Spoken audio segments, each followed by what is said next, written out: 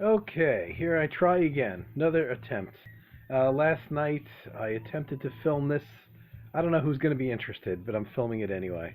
Um, and I had problems with my fire, my this thing I'm recording with. I actually forgot that I had.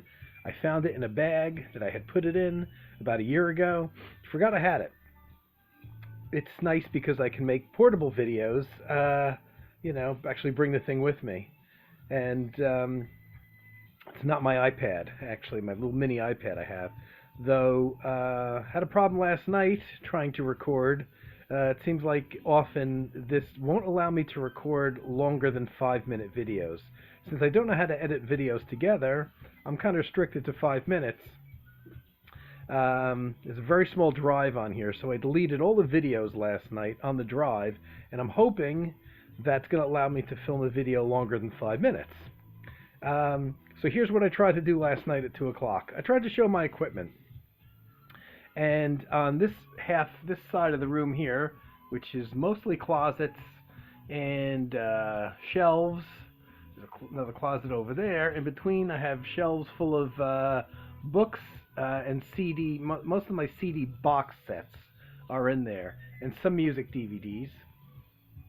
What was here, where you see the keyboard is, was a bunch of plastic storage containers piled up on each other, piled up all the way to the top of here, which goes up about 5 or 6 feet, full of CDs.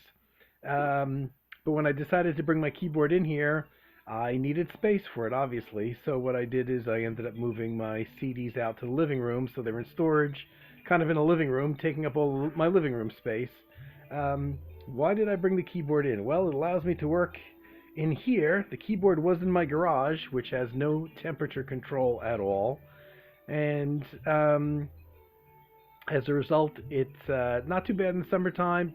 Can get pretty bad in the wintertime. 20 degrees, 10 degrees, 15 degrees. And if you may recall, I was quite in despair. I had two kind of very expensive electronic units that I used. One of them was a looper that I can't replace. Cost me hundreds of dollars, and they don't even make them anymore. And I brought it in a few weeks ago. Attempted to use the looper, and it doesn't work anymore. I didn't bang it around. Then I brought in a volume pedal that I had bought only a couple years ago that I barely used. A volume pedal for guitar that had built-in effects. It's kind of expensive. That didn't work either. Somebody speculated that it could be as a result from the exposure to the cold. Now, those have both been in. I moved in about 4 years ago in February, and I guess February 2013. So all that stuff has been in the garage for going on. This will be, I guess, the fourth winter. Weather just finally started getting the way it should be. Started getting very cold in the last couple of weeks. And after my experience with my electronic units not working, I started thinking about what else have I got in there. And I got a lot of acoustic percussion in there. I'm not really worried about the cold effects so much on the acoustic percussion.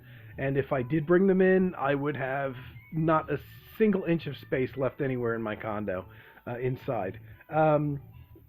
But what I was concerned with, because I can't replace this, because this was my kind of expensive thing, is my keyboard here. And this keyboard has weighted keys. It's a nice keyboard, and I had it up on the shelf. You may recall seeing it. Once I did a video showing my my stuff in the garage.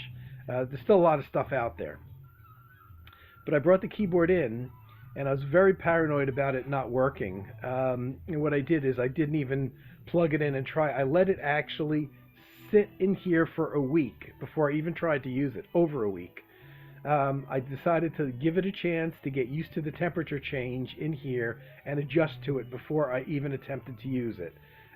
Happy to say it works. I haven't checked out every single key. This is the only actual keyboard that I have that works. I do have another synthesizer that's still in the garage, but 3 or 4 of the keys are actually dead on it. They broke a long time ago, and I got them repaired, and they worked for a matter of weeks before those keys broke again. Okay, hit the 5-minute mark and it hasn't stopped recording, so that's good. Maybe it's because I cleared off everything that was on this drive. So I brought the keyboard in, let it sit for a week. I didn't really do a lot of playing on it, but I tried. I tried. I can hear sound coming from it, so that's good. Also brought in my module, which I guess I could have turned this. I could have turned this on for more demonstration. There you go. My sound module, which I was concerned might not work. I only tried this very briefly, but let me move this. I got this in the way here. I got my sound module. This is what I used. This keyboard and this sound module is what every synthesizer sound you hear pretty much on my CD came from here. There's a lot of settings in here. Now, our friend Axel in Germany has the exact same module, as a matter of fact. This is great. It's mostly filled with classic synthesizer sounds, so a lot of analog type sounds from the 70s type of thing. And what's on here is, now if this were a Charlie Brown cartoon, you would know that this head would be Beethoven, because Schroeder, the piano player in Charlie Brown, is a big Beethoven fanatic. For me, this is not a composer, but this is rather the Frankenstein monster, who this was a nice gift, and it's staying with me in this room. Right now, it's occupying its place looking like a composer's head, but who said that the Frankenstein monster may have made music that we're unaware of?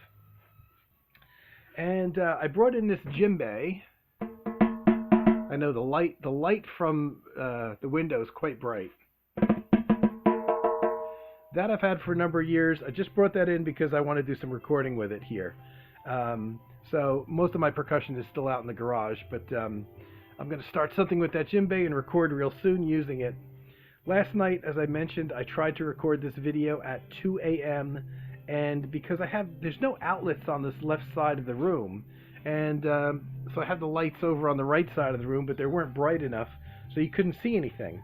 So I had to wait till daylight so I could open the window and get some sunlight in here, and it seems very bright now, but last night I filmed a video that was all dark and you couldn't see anything.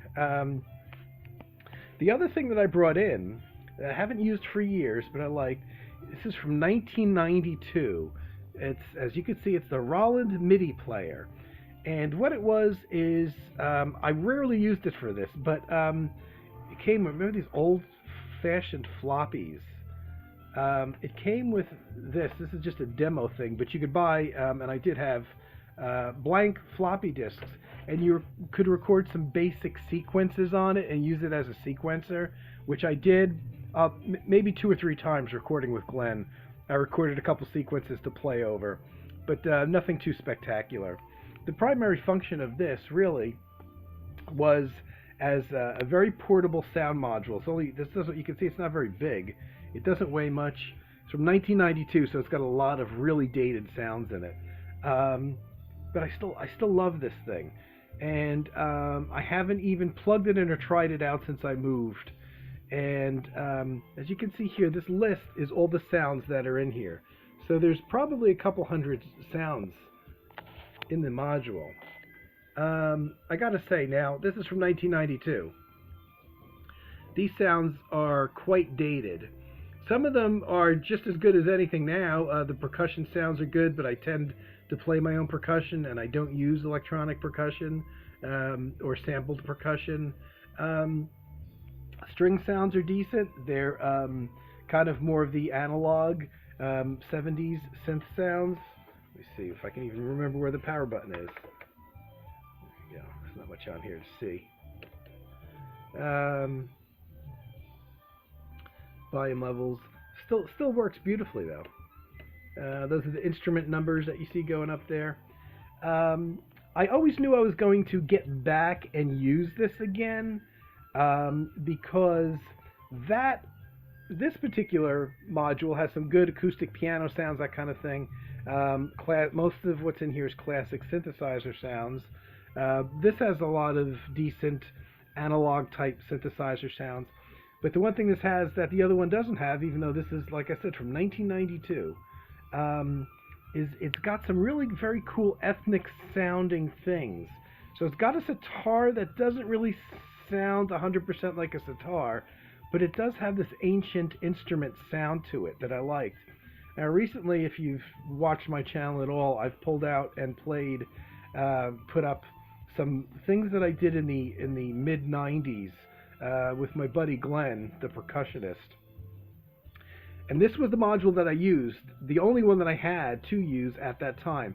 I had a small portable keyboard that had no internal sounds, and I would bring this module with all of to every single jam session we ever did where I had a keyboard.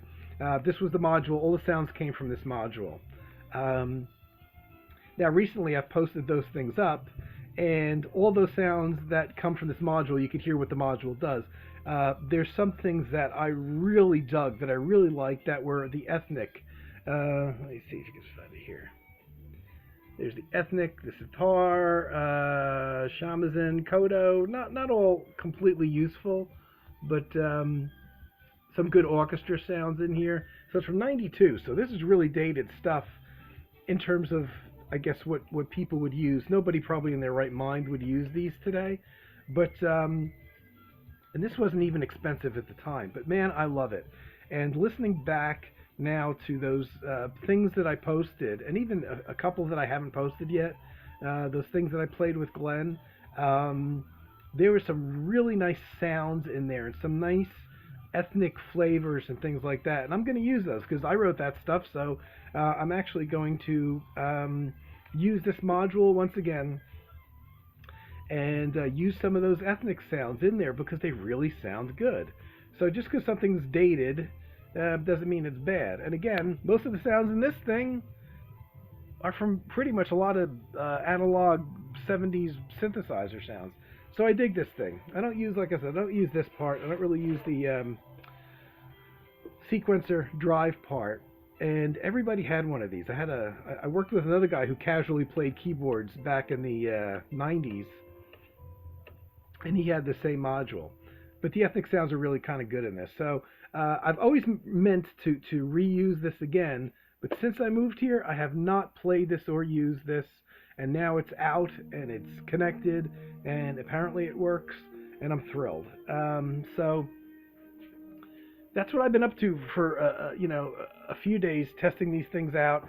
I have no outlets on this side of the room, so I had to get a power strip with an extra long cord, stretches down all the way to the far wall, so I could plug this stuff in.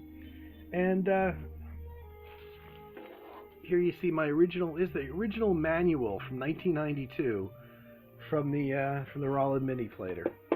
So I don't know why I'm showing this. There might be a couple people interested, and this was quite a project getting this in here for me. This keyboard is heavy as hell.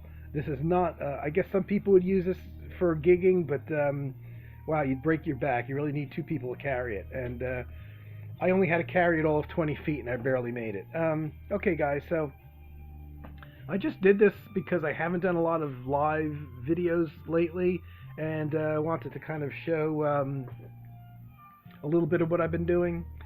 So that's it. I'm surprised this thing didn't stop recording at the 5-minute point. So I'll be back with VC videos, a real VC video about something or other soon. And I hope you dug this to some extent, whatever. So Frankenstein and myself say, as Carm would say, peace, love, and joy, and I'll talk to you soon.